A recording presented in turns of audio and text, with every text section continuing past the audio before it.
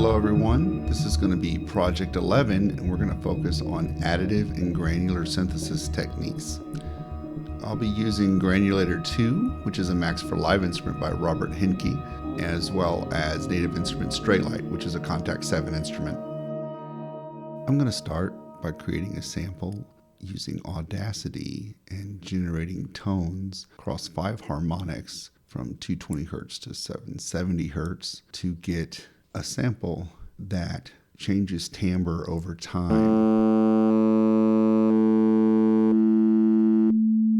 And then I'll fade out each sample so that we can use different grains from the sample to get different timbres. Where it just gets a tone at the end. And then export the audio to make our sample.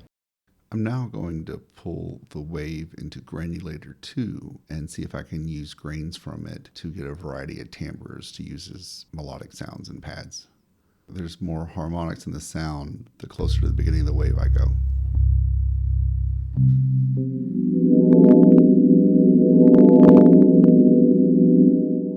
I also used Granulator with this guitar back sound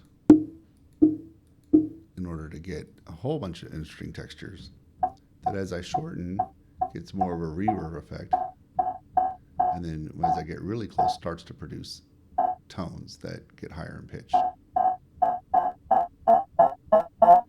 And then by playing around with these different parameters,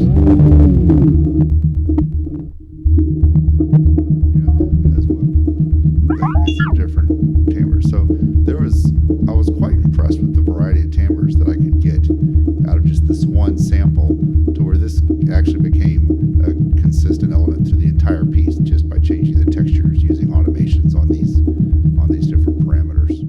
I also use Straylight, which is a Contact 7 instrument, to bring in a few of my own samples.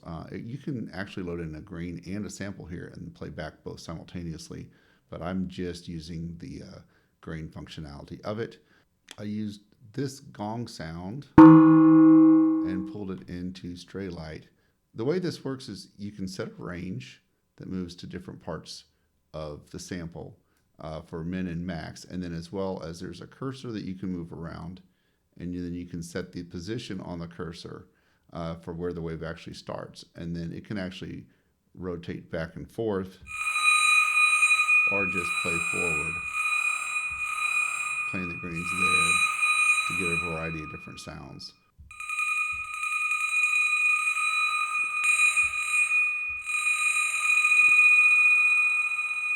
I also used Straylight with the additive sample we made earlier to get a nice pad sound.